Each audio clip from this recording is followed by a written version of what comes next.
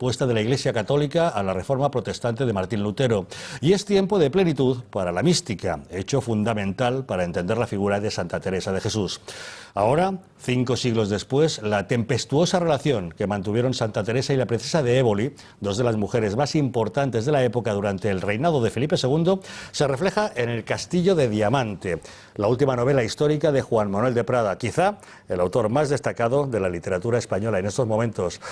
Don Juan Manuel de Prada, muy buenas noches. Muy buenas noches, querido amigo. Has utilizado una figura retórica llamada hipérbole, ¿no? Que es o exageración. La exageración, ¿no? Lo del autor español más importante en estos momentos. No, exagerado, quizá uno de los más, pero tendría que haber dicho el más destacado, sin lugar a dudas. ¿Por qué, señor de Prada, escribir acerca de Santa Teresa de Jesús en este momento? ¿Simplemente por una cuestión de fechas, el quinto centenario? No, este es un proyecto que yo llevaba barajando desde hacía muchos años. No, la razón fundamental por la que uno siempre escribe una novela, ¿no? Porque descubre un conflicto humano muy apetitoso desde el punto de vista literario, unos personajes que realmente pues, son muy brillantes, también muy suculentos desde el punto de vista literario, y la posibilidad de contar una historia que, a pesar de que se conoce, nunca ha sido o apenas ha sido tratada por la literatura, ¿no? Era una excusa para poder desarrollar, sobre todo, una novela de personajes. Tanto Santa Teresa de Jesús como la princesa de Éboli son personajes muy intensos. Ahí vamos, efectivamente. Santa Teresa por un lado, la princesa de Éboli por otro. Dos mujeres de gran carácter, sin lugar a dudas. De carácter duro, digámoslo así, mujeres que sabían lo que querían y que no estaban dispuestas a renunciar a ello, ¿no? Mujeres también capaces de enfrentarse a todo tipo de trabas, de dificultades, de inconvenientes y de afrontar también pues, los intentos de sus enemigos de impedir lo que buscaban, ¿no? Es curioso porque lo normal hubiese sido que estas dos mujeres al encontrarse, pues hubiese surgido de ellas una colaboración que las hubiese hecho más grandes a ambas. Pero la dura realidad es que sus temperamentos chocaron y en ningún momento hubo posibilidad de entendimiento entre ambas. ¿El primer error cuál fue? ¿La de Éboli pensó que con dinero se puede comprar todo y ese fue su gran error? Habría que estudiar porque realmente en términos históricos no sabemos por qué se llevaron tan mal. No sabemos si había algún asunto previo. No debemos olvidar que los príncipes de Éboli representaban junto con los duques de Alba las dos grandes familias de la nobleza de la época y de alguna manera eran cabecillas de sendos partidos o facciones dentro de la corte de Felipe II. Santa Teresa de Jesús había sido patrocinada y protegida por los duques de Alba, de modo que no habría que extrañarse que ya de entrada hubiese este problema, que los príncipes de Éboli, por su tensión con los duques de Alba, al recurrir a Santa Teresa ya la ponen a ella en una circunstancia difícil. Evidentemente los príncipes de Éboli recurren a Santa Teresa, ¿por qué? Porque se dan cuenta que Felipe II apoya su reforma. Por lo tanto, apoyando ellos a Santa Teresa es una manera de ganarse la confianza o de ratificar la confianza que el rey tiene en ellos. Las diferencias de carácter, por no cargar las tintas con la princesa de Éboli, que es, digamos, la mala de la historia, pero la realidad es que todos los señores en aquella época, cuando patrocinaban la fundación de un convento o ayudaban a un religioso a fundar un convento, ellos querían imponer sus condiciones. Esto era algo habitual. Esto era algo habitual. Claro, la princesa de Éboli probablemente era una mujer chapada a la antigua que no se daba cuenta que Trento había introducido unas nuevas reglas de juego, digámoslo así, en el trato entre la religión y el poder político, ¿no? Y que a Felipe II le interesaba por muchas razones, por razones sinceramente religiosas, puesto que él era un rey católico. Le interesaba la purificación de la Iglesia, la reconversión, digámoslo así, de las órdenes religiosas, pero también había razones políticas muy de fondo, ¿no? El rey consideraba que el papado se estaba entrometiendo demasiado en la política nacional y se da cuenta que favorecer la creación de nuevas órdenes religiosas, caso de la Compañía de Jesús, o favorecer la reforma de órdenes religiosas ya tradicionales, como es el caso de la Orden del Carmelo, pues esto hacía que estas órdenes fueran menos romanocéntricas, digámoslo así, y que fuesen más autóctonas, ¿no? Y que por lo tanto tuvieran menor dependencia del papado. Entonces, claro, en esta situación política es donde se produce el conflicto entre ellas. Independientemente de todo, yo creo que lo más gracioso, lo más interesante es que eran mujeres muy parecidas en su carácter, en su forma de ver la vida, eran mujeres muy parecidas. Y probablemente todas las desavenencias y los conflictos que entre ellas surgen precisamente sea por esto, porque son muy parecidas. Pero más allá de la riqueza de ambos personajes, de los conflictos que mantuvieron, usted lo ha mencionado, todo esto se desarrolla en un momento muy especial de la historia de España. ¿Cómo era la España de los tiempos de Felipe II? Bueno, era una España en contra de la idea que tenemos, esa España oscura, sombría, ese reinado cruel e implacable. Pues era una España, naturalmente, bueno, pues lo has dicho, ¿no?, en la presentación, era la primera potencia mundial, diríamos, con un sintagma de nuestra época, pero era también una primera potencia mundial a la que ya le estaban surgiendo muchos conflictos, ¿no? Los enemigos se multiplicaban, lo has dicho, pues en Flandes, en Alemania, los turcos, el nuevo conflicto en Portugal con la proclamación de rey como rey de Felipe II. En fin, los conflictos crecen, la deuda del Estado es enorme. Felipe II tiene que alimentar muchas guerras, digámoslo así, tiene que alimentar y mantener vivas a sus fuerzas en muchos lugares del mundo, y esto supone un desembolso terrible para el erario público. Felipe II en realidad está prisionero de los banqueros. Todo el oro que viene de las Indias va directamente a engrosar las arcas de los banqueros. Es una situación de esplendor, pero ya un esplendor, digamos, que empieza a augurar la decrepitud que se sucederá en los siglos siguientes, ¿no? Precisamente estas épocas de esplendor maduro, son las épocas en donde surge la gran eclosión cultural y espiritual de España, ¿no? Es decir, tanto en el ámbito religioso, son decenas o cientos las monjas, los frailes, los ermitaños, las beatas, que tratan de reformar la Iglesia, ¿no? Esta es una empresa, además, que Felipe II toma como muy propia. Él considera que la Iglesia tiene que purificarse, que la Iglesia arrastra una serie de corrupciones que han sido, en cierta medida, las que han provocado el auge de la Reforma protestante, y él considera que hay que combatir eso, pero además considera que hay que combatir los intentos del papado de entrometerse en la política nacional. Entonces, pues efectivamente hay una gran eclosión religiosa y hay una gran eclosión cultural. No olvidemos que es la época, por supuesto, de la mística, pero también es la época de la novela picaresca. Sí, pero ahora entramos en esos detalles. Ha mencionado usted esa especial relación que tiene la política y la religión en ese momento. La reforma de Lutero obliga a la Iglesia Católica a reaccionar con su contrarreforma. Y eso genera una manera de actuar muy determinada en Europa. Sí, bueno, fundamentalmente la contrarreforma es una empresa, más allá de que es, por supuesto, es una empresa que la Iglesia Católica hace suya, pero es una empresa que surge a instancias sobre todo de España, de Carlos V, a quien preocupó muchísimo esta ruptura de la cristiandad y que trató de subsanarla por todos los medios, y muy posteriormente a Felipe II. Felipe II, después del largo reinado de su padre, él va a tener también un reinado largo en el cual va a proseguir esta labor, ¿no? Lo que pasa que es una labor en la que cada vez se pierden más fichas de la partida, ¿no? Y en la cual España a lo máximo que puede aspirar es a mantener, digamos, un duelo en tablas, ¿no? Pero ya en el reinado de Felipe II nos damos cuenta de que esa batalla no se va a vencer. Hablemos de los escenarios donde se desarrolla. Madrid, Ávila, Toledo, Pastrana, eran puntos fundamentales de la España de la época. Bueno, Toledo acababa de dejar de ser capital imperial, ¿no? La capitalidad acababa de ser trasladada a Madrid, una ciudad con mucho menos empaque, una ciudad mucho más plebeya, digámoslo así, pero también una ciudad con muchas más posibilidades de crecimiento y sin los problemas de salubridad de Toledo, que fue una de las razones fundamentales por las que Toledo deja de ser capital de las Españas. Pero evidentemente Toledo todavía seguía siendo el centro neurálgico, que podríamos decir, de una nobleza, de una vieja nobleza, y también el centro neurálgico de lo que había sido eso que siempre se dice de forma un poco grandilocuente, lo de las tres culturas, ¿no? Pero es verdad que Toledo era una ciudad que tenía una larga historia de judíos, no en vano.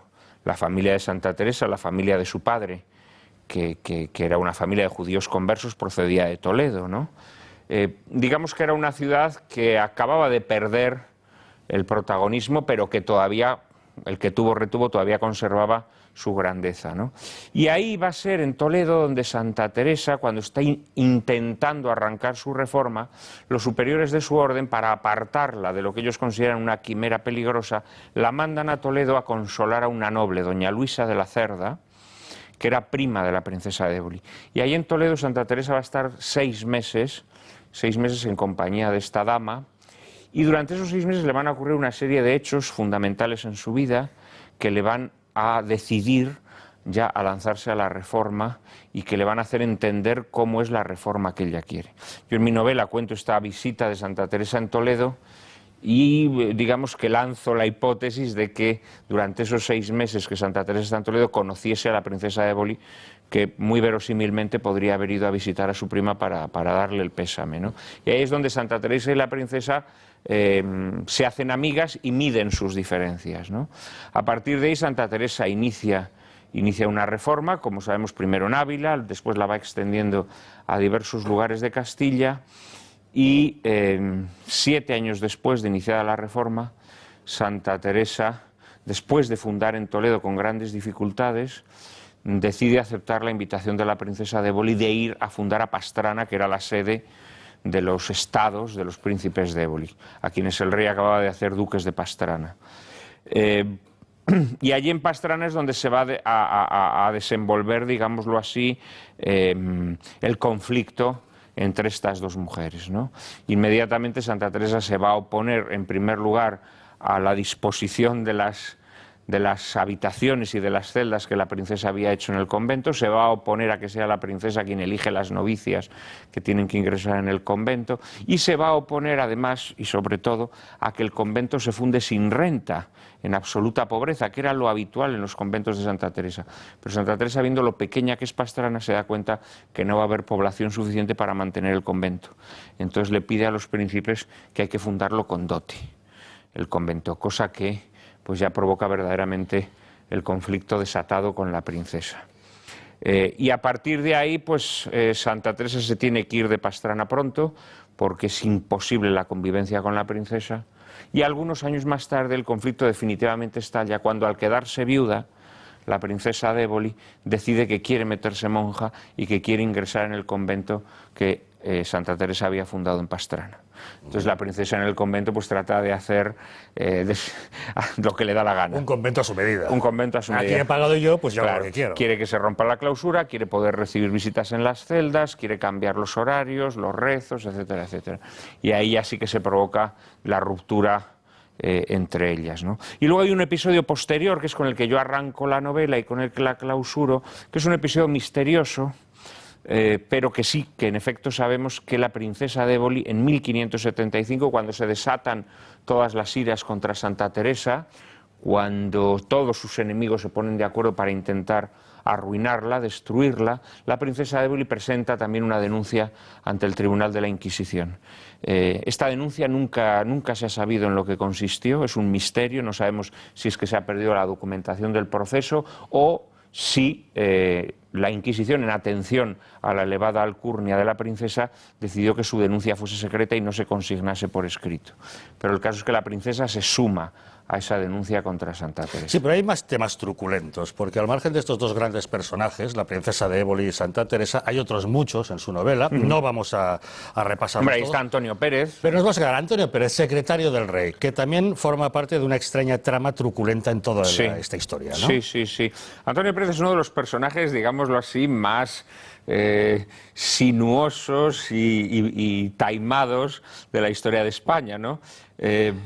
Hombre de gran inteligencia, hombre de vida disipada, hombre poco escrupuloso, hombre libertino, a quien le gustaba mucho la juerga, a quien le gustaba mucho el lujo, a quien le gustaban, al parecer, navegar a vela y a vapor, hombre, digamos, que cultivaba todos los vicios, ¿no? Él es un hombre que crece a los pechos del marido de la princesa de Éboli. Él era hijo de sacerdote. era hijo ilegítimo de un sacerdote que había sido secretario de Carlos V. Y él crece con el resentimiento de ser hijo de sacerdote y por lo tanto no tener una ascendencia que uno pueda lucir abiertamente. Ruy Gómez, el príncipe de Éboli, lo acoge como alevín en su partido, lo forma, se encarga de su formación. Y cuando Antonio Pérez se hace, entre comillas, mayor, pues se va a convertir en el secretario predilecto de Felipe II hasta el punto de que llega a dominar al rey, cosa que verdaderamente que siempre llama mucho la atención, ¿no? Que un rey tan riguroso, tan severo, tan parco, tan ascético, eligiera como hombre de confianza a un hombre que era exactamente lo contrario. La razón es muy evidente. El rey Felipe era un hombre efectivamente muy escrupuloso, un hombre de muchos dilemas morales y una persona inescrupulosa como Antonio Pérez lo que hacía era aliviarle todos esos problemas, ¿no? Yo el Antonio Pérez que retrato en la novela es un Antonio Pérez todavía juvenil, es un Antonio Pérez previo a esa etapa turbia, efectivamente, en la que él se asocia con la princesa de Éboli y juntos cometen una serie de fechorías o de irregularidades, rematadas además con algún crimen, que van a hacer que al final la ira del rey caiga sobre ellos. Este es un Antonio Pérez todavía diletante. Es un Antonio Pérez que está estrenando sus primeras armas en la corte de Felipe II, pero que ya vemos que es un hombre de pocos escrúpulos. Y de alguna manera, la novela naturalmente tiene muchas libertades, porque uno a la hora de fabular la historia tiene que tomarse libertades, pero quizá la libertad mayor de toda la novela es que yo, en contra de la realidad histórica, porque la realidad histórica nos indica que la princesa de Éboli fue una mujer, un instrumento en manos de Antonio Pérez, que la princesa de Éboli se dejó arrastrar por Antonio Pérez. Yo en esta novela, en cambio, presento a un Antonio Pérez servilmente sumiso a la princesa de Éboli. Que es la que sí realmente maneja los hilos. Que es la que maneja los hilos de Antonio Pérez, repito, en una etapa anterior a la etapa en la que históricamente sabemos que formaron una alianza un tanto turbia, ¿no? Yo en esta novela, digamos que desagravio a la princesa, vengo su memoria y la convierto, digamos, a ella en la taimada que mueve los hilos, mientras que Antonio Pérez es su instrumento, ¿no? Bueno, en contraposición a este Antonio Pérez oscuro y tenebroso, tenemos un personaje más entrañable, Fray Pedro de Alcántara, amigo y confidente de Santa Teresa en sus cuitas con las autoridades eclesiásticas. ¿Cómo es este hombre? Bueno, entonces Fray Pedro, luego San Pedro, canonizado por la Iglesia, pues fue un hombre, pues fue otro fruto de la espiritualidad de aquella España de Trento, la España que trata de reformar la Iglesia y romper un poco con una deriva un poco lastimosa por parte de la Iglesia. Fray Pedro de Alcántara era un franciscano que decidió, lo mismo que Santa Teresa con la orden carmelita, decidió que la orden franciscana había que reformarla, había que devolverla a la pobreza que quiso para ella San Francisco, ¿no? Era un hombre, era un auténtico asceta, era un asceta que vivía pues en unas condiciones casi podríamos decir, no ya en la pobreza, sino en la más absoluta miseria, ¿no? Alimentándose de forma parca, durmiendo poquísimo, caminando por los caminos él solo, viviendo a salto de mata.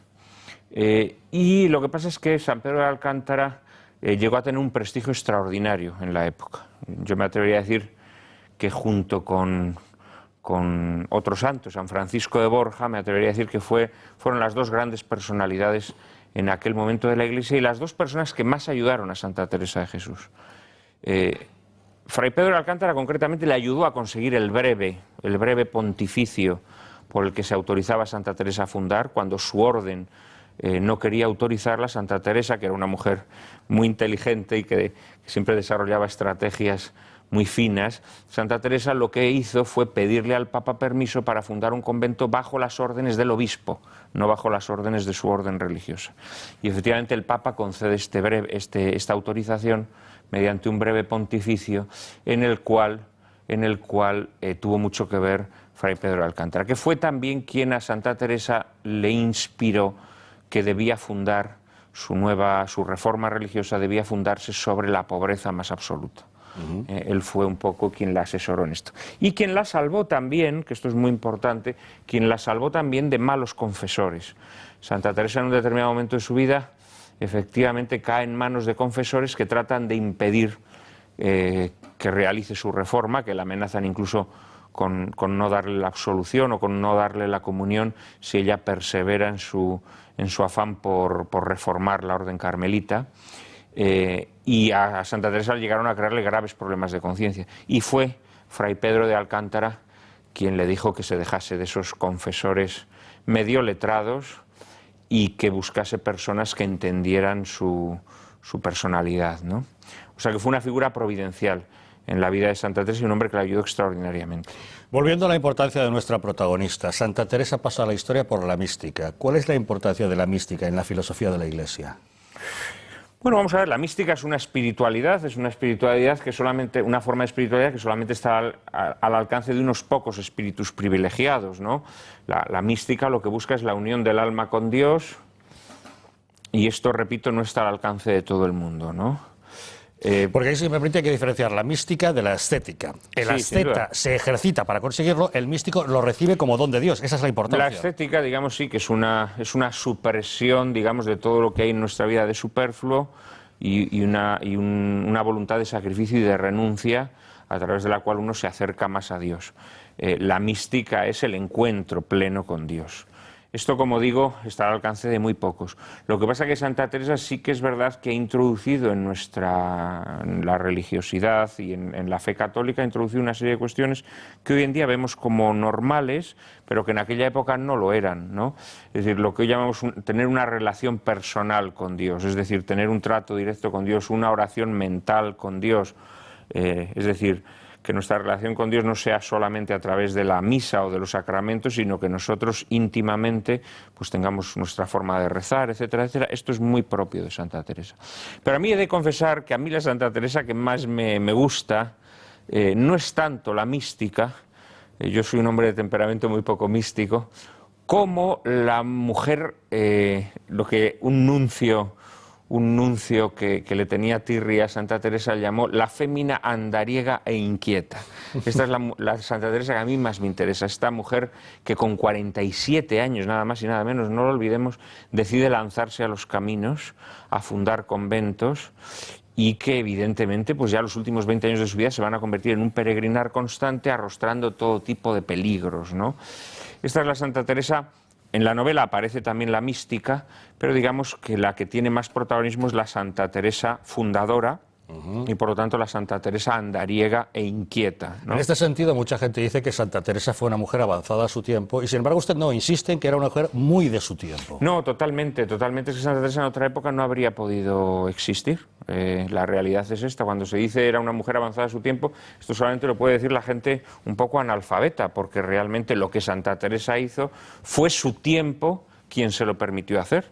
La realidad es que Santa Teresa no fue una excepción. Como Santa Teresa hubo, como decía antes, decenas o cientos de mujeres religiosas que trataron de llevar a cabo reformas en sus órdenes o fundar nuevas órdenes o fundar conventos. Si hoy recordamos a Santa Teresa no es porque hiciera algo demasiado distinto, sino porque era una mujer genial que lo logró llevar a cabo, porque era una mujer que tenía la inteligencia, la astucia para saber desenvolverse entre los poderosos que podían ayudarla, porque era una mujer que sabía cómo tratar a los eclesiásticos más reticentes a su obra, pero las cosas que consiguió solo las pudo conseguir en aquella época.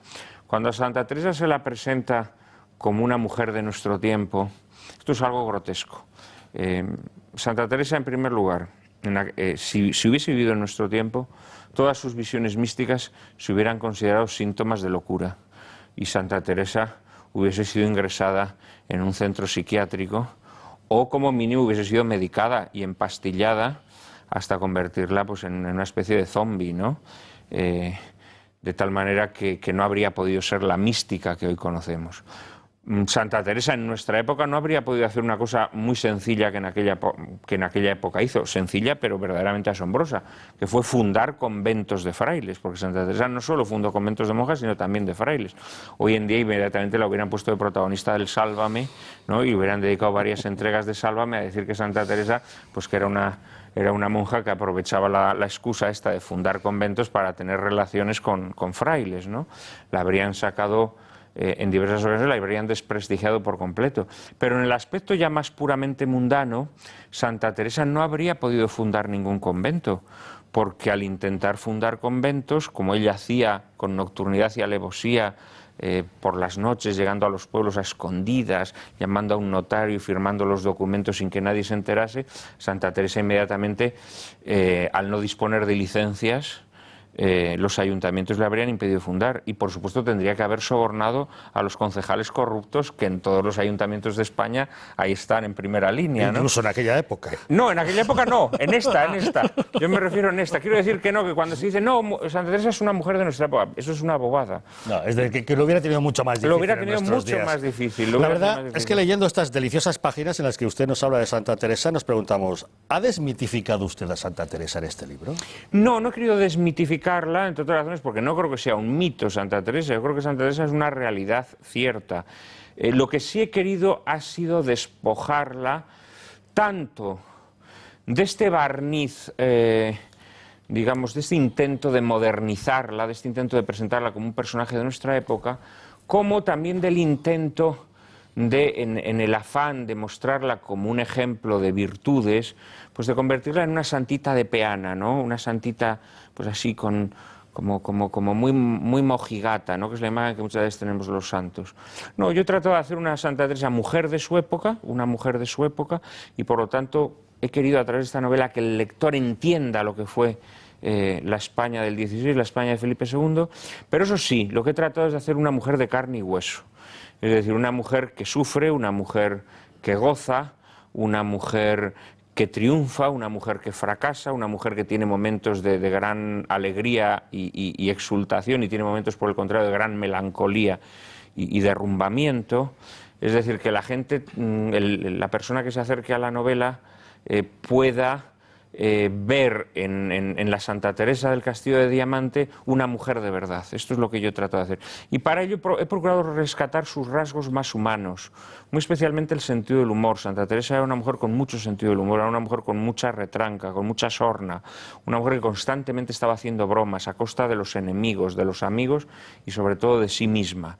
Una mujer que incluso en los momentos, en las situaciones más sublimes, siempre tenía un depósito de humor, ¿no? Siempre tenía un depósito de humor. En sus coloquios con Dios se atrevía a gastarle bromas a Dios. Esa mujer era la que a mí más me interesaba. Y junto con ese sentido del humor, el espíritu aventurero. Santa Teresa es una mujer que en el libro de su vida lo dice, ¿no? Que ella había sido una gran lectora de libros de caballerías.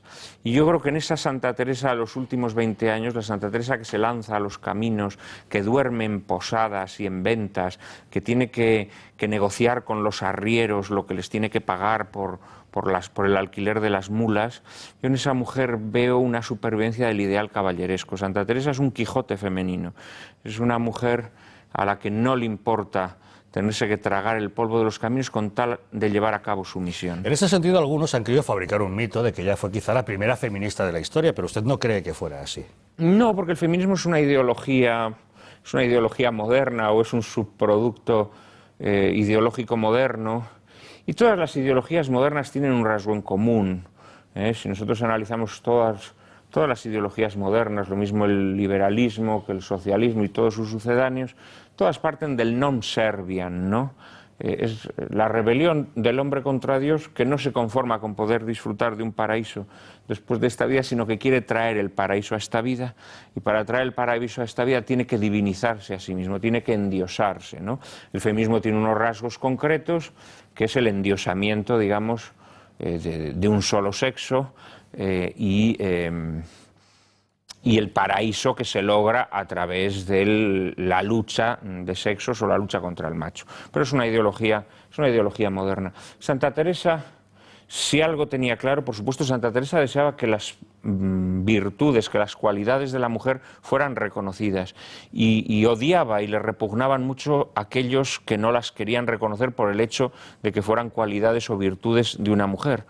Pero Santa Teresa tenía claro una cosa, que toda su labor se tenía que desarrollar en obediencia a Dios. Entonces, malamente puede ser una mujer que desea obedecer en todo la voluntad de Dios, malamente puede ser feminista. En el sentido pleno de la palabra. ¿Cree usted que los éxtasis y arrobos de Santa Teresa tenían alguna explicación física o son clarísimamente fruto de su espiritualidad? Yo creo que no solamente los éxtasis y los arrobos de Santa Teresa, sino lo que acompaña a los éxtasis y arrobos de Santa Teresa, que es la narración que ella hace de estas experiencias, son algo sublime. Es decir, cuando uno lee las moradas, por ejemplo, de Santa Teresa, cuando lee toda su obra mística, uno se da cuenta que nos está hablando de una experiencia sobrenatural, y que tratar de explicar esa experiencia en términos puramente naturales es rebajarla. Yo como escritor, independientemente de que yo sea creyente o no, creo que mi obligación, cuando yo elijo a un personaje, mi obligación es comprenderlo, y para comprenderlo me tengo que meter en su pellejo. Entonces yo, si escribo sobre un personaje ateo, pues tengo que meterme en el pellejo de su ateísmo. Si yo me meto en el personaje de una mujer que tiene experiencias místicas, yo tengo que aceptar esas experiencias tal y como ella las percibió y las experimentó. Entonces, yo creo que todos los intentos de explicar estas experiencias, pues con explicaciones de tipo sí, naturalista o incluso patológico. Muchas veces se ha tratado de decir que estas visiones y arrobos de Santa Teresa eran consecuencias de la epilepsia, por ejemplo. Pues hombre, no sé, yo conozco a algún epiléptico y no tiene este tipo de visiones. ¿Por qué hemos de pensar que la epilepsia conduce a este tipo de visiones? A mí esto me parece que es un intento de envilecer al personaje. Y yo creo que no estamos... nosotros no tenemos derecho a hacerlo. No tenemos derecho a hacerlo, pero ni con Santa Teresa ni con nadie. Quiero decir que si yo mañana escribiera una novela sobre Stalin, ¿no? Y Stalin, que fue seminarista, pero pierde la fe, y yo me obstino en escribir una novela diciendo que no, que Stalin nunca perdió la fe, y que a la gente a la que mataba o a la que deportaba, pues que lo hacía, pues hombre, porque él quería purificar la fe del pueblo ruso, ¿no? Pues esto sería traicionar al personaje. Entonces, cualquier intento de explicar toda la experiencia mística de Santa Teresa sin aceptar la presencia de lo sobrenatural, creo que está falsificando a Santa Teresa. Hemos hablado mucho de Santa Teresa, terminemos hablando de usted, don Juan Manuel de Prada. Usted mismo califica esta obra como una mezcla de novela picaresca, de esperpento de Valle Inclán, de humor cervantino. Bueno, vamos a ver, como dije antes, el rasgo quizá más característico de Santa Teresa y desde luego de la Santa Teresa de esta novela es el humor. A mí me parecía que el humor era la manera de presentar la experiencia de Santa Teresa de una manera atractiva para el público, para el lector. Claro, a la hora de escribir una novela con un trasfondo de humor, pues uno, y siendo una novela con protagonistas españolas, Santa Teresa y la princesa de Éboli, pues me di cuenta que la novela tenía que ser también un homenaje a la tradición del humor español, ¿no? Y ahí había que hacer un homenaje, pues efectivamente, a la novela picaresca, había que hacer un homenaje al esperpento de Valle Inclán, había que hacer un homenaje al Quijote de Cervantes. La novela está llena de pequeños guiños a nuestra tradición literaria. Digamos que la novela trata de ser, junto a un homenaje a Santa Teresa y a la princesa, también un homenaje a la literatura española, ¿no? Que muchas veces pues la tenemos ahí, ¿no? Y nunca volvemos la vista atrás. No nos molestamos en leer a nuestros grandes maestros del siglo de oro. Esta novela es también una invitación a que el lector que lea El Castillo de Diamante, al cerrarla, diga, pues ahora me voy a poner a leer El Lazarillo de Tormes, o me voy a poner a leer el libro de la vida de Santa Teresa, o me voy a poner a leer El Quijote de Cervantes, o me voy a poner a leer la poesía de Fray Luis de León o de Garcilaso de la Vega. Es una invitación a la recuperación de nuestra tradición literaria. Pues invitados quedan ustedes, la figura de Santa Teresa de Jesús y de la princesa de Éboli en El Castillo de Diamante, la última novela de Juan Manuel de Prada, que ha tenido la gentileza de obsequiarnos con unas páginas absolutamente exquisitas que sin lugar a dudas ustedes disfrutarán. Señor